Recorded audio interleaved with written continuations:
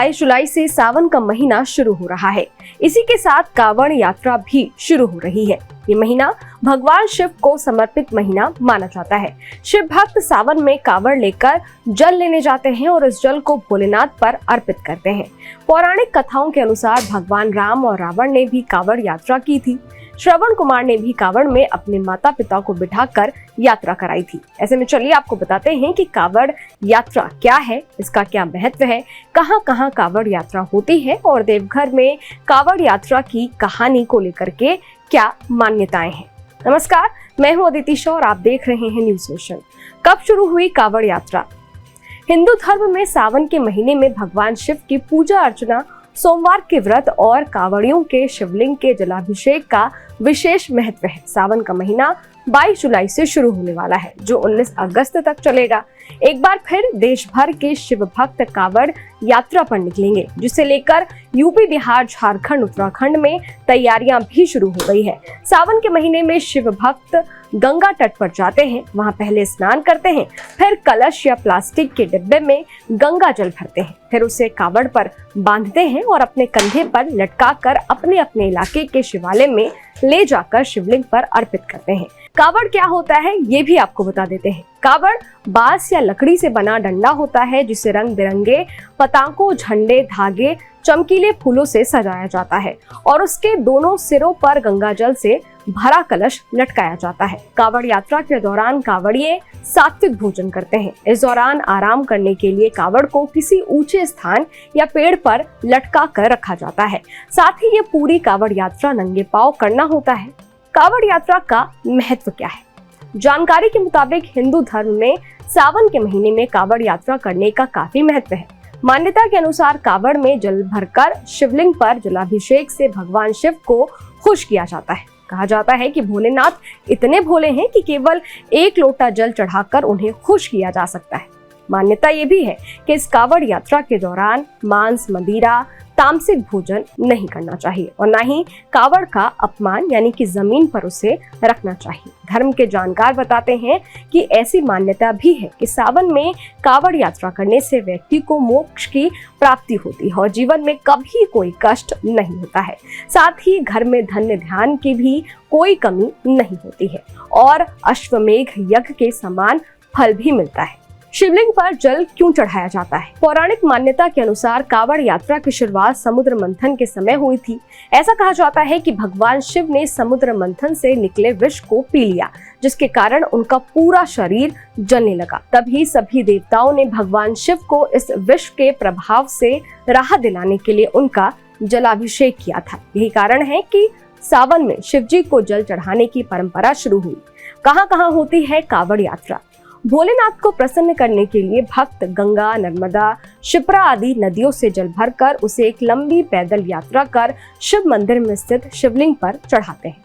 उत्तराखंड में कांवड़ियां हरिद्वार, गोमुख, गंगोत्री से गंगा जल भरकर इसे अपने अपने इलाके के शिवालय में स्थित शिवलिंगों पर अर्पित करते हैं। तो वहीं मध्य प्रदेश के इंदौर, देवास, सुजालपुर आदि जगहों से कांवड़ यात्री वहां की नदियों से जल लेकर उज्जैन में महादेव पर उसे चढ़ाते हैं। बिहार में कांवड़ यात्रा सुल्तानगंज से देवघर और पहलाजा घाट से मुजफ्फरपुर तक होती है। बिहार में श्रद्धालु सुल्तानगंज से गंगा जल भरकर करीब 108 किलोमीटर पैदल यात्रा कर झारखंड के देवघर में बाबा वैद्यनाथ यानी कि बाबा धाम में जल चढ़ाते हैं। वहीं सोनपुर के पहलेजा घाट से मुजफ्फरपुर के बाबा गरीबनाथ, दूधनाथ, मुक्तिनाथ, खगेश्वर मंदिर, भैरव स्थान मंदिरों पर भक्त गंगा जल चढ़ाते हैं। इतना ही नहीं, इस दौरान यहाँ डाक बम का भी चलन है। डाक बम क्या होता है ये भी आपको बता देते हैं। जो कांवड़िए गंगा जल भरने के बाद अगले 24 घंटे के अंदर उसे भोलेनाथ पर चढ़ाने के संकल्प लिए दौड़ते हुए इन शिवालयों में पहुंचकर शिवलिंगों पर ये जल अर्पित करते हैं, उन्हें डाक बम कहते हैं। चलिए अब आपको देवघर कांवड़ यात्रा की क्या कहानी है ये सुनाते हैं। देवघर कांवड़ यात्रा की कहानी। पौराणिक कथाओं के मुताबिक राजा सागर के 60,000 पुत्रों के उद्धार के लिए जब उनके वंशज भागीरथ यहाँ से गंगा को लेकर आगे बढ़ रहे थे, तब इसी अजगैबीनाथ में गंगा की तेज धारा से तपस्या में लीन ऋषि जाह्नवी की तपस्या भंग हो गई। इससे क्रोधित होकर ऋषि पूरी गंगा को ही पी गए। बाद में भागीरथ की विनती पर ऋषि ने जंघा को चीर कर गंगा को बाहर निकाला। यहाँ गंगा को जाह्नवी के नाम से जाना जाता है। वहीं पौराणिक मान्यताओं के मुताबिक गंगा की इसी तट से भगवान राम ने पहली बार भोलेनाथ को कावड़ भरकर गंगा जल अर्पित किया था। आनंद रामायण में इस बात का उल्लेख मिलता है कि भगवान राम पहले कावड़िया थे। भगवान राम ने बिहार के सुल्तानगंज से गंगा जल भरकर देवघर स्थित बैद्यनाथ ज्योतिर्लिंग का अभिषेक किया था। उस समय सावन मास चल रहा था। वहीं प्राचीन ग्रंथों में रावण को पहला कावड़िया बताया गया है। समुद्र मंथन के दौरान जब भगवान शिव ने हलाहल विष का पान किया था, तब भगवान शिव का कंठ नीला हो गया था और वे तभी से नीलकंठ कहलाते आए। लेकिन हलाहल विष के पान करने के बाद नकारात्मक शक्तियों ने भगवान नीलकंठ को घेर लिया था। तब रावण ने महादेव को नकारात्मक शक्तियों से मुक्त करने के लिए रावण ने ध्यान किया और गंगा जल भरकर पूरा महादेव का अभिषेक किया, जिससे महादेव नकारात्मक ऊर्जा से मुक्त हो गए थे। तभी से कावड़ यात्रा की परंपरा शुरू हुई। शिव भक्त इन कथाओं को काफी भक्ति भाव से बांचते हैं।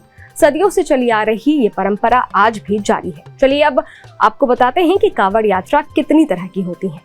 कितनी तरह की होती है कावड़ यात्रा? कावड़ यात्रा 4 तरह की होती है। सामान्य कावड़ यात्रा, खड़ी कावड़ यात्रा, डाक कावड़ यात्रा और डांडी कावड़ यात्रा। सामान्य कावड़ यात्रा। सामान्य कावड़ यात्रा हम सभी ने देखी है। इसके नियम बेहद सहज और सरल है। इसकी सबसे अच्छी बात है कि कावड़िया बीच रास्ते में कभी भी आराम कर सकते हैं और फिर यात्रा शुरू कर सकते हैं। वैसे तो कावड़ यात्रा पैदल की जाती है, लेकिन आजकल लोग गाड़ियों पर जल लेकर जाते हैं और शिवलिंग पर चढ़ाते हैं। बिहार और झारखंड में इस तरह की कावड़ यात्रा प्रचलित है, जिसे बोलबम कहा जाता है। खड़ी कावड़ यात्रा। खड़ी कावड़ यात्रा सामान्य यात्रा से थोड़ी मुश्किल होती है, इसलिए इसका चुनाव सोच समझकर ही करना चाहिए, क्योंकि इस कावड़ यात्रा में लगातार चलना होता है। इसमें एक कावड़ के साथ 2 से 3 कावड़िया होते हैं। जब कोई एक थक जाता है तो दूसरा कावड़ लेकर चलता है। ऐसा इसलिए क्योंकि यात्रा में कावड़ को नीचे जमीन पर नहीं रखते, इसी कारण इसे खड़ी कावड़ यात्रा कहते हैं। डाक कावड़ यात्रा। डाक कावड़ यात्रा तो और भी ज्यादा मुश्किल है। इसके नियमों का पालन करने के लिए शिव भक्तों को बहुत ज्यादा मजबूत बनना पड़ता है, क्योंकि इस यात्रा में कावड़ को पीठ पर ढोकर लगातार चलना होता है। जो डाक कावड़ बिहार से सुल्तानगंज से देवघर जाते हैं, उन्हें 24 घंटे के अंदर देवघर के बाबा बैद्यनाथ धाम के शिवलिंग का अभिषेक करना होता है। ऐसा ना करने पर ये यात्रा अधूरी मानी जाती है, इसलिए इस यात्रा के लिए रास्ते खाली करा दिए जाते हैं। डांडी कावड़ यात्रा। इस यात्रा का दृश्य आपने बड़े बड़े शिव मंदिरों में देखा होगा।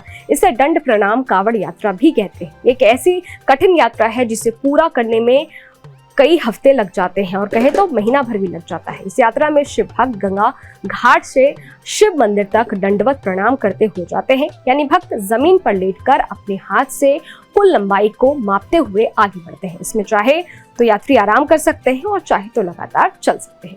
उनकी मदद के लिए एक व्यक्ति साथ जरूर रहता है। उम्मीद है आपको हमारा ये वीडियो पसंद आया होगा। मिलते हैं नेक्स्ट एपिसोड में, तब तक देखते रहिए न्यूज नेशन डिजिटल। शुक्रिया। न्यूज नेशन अब व्हाट्सएप पर खबरों के ताजा अपडेट के लिए न्यूज नेशन के इस QR कोड को स्कैन करें।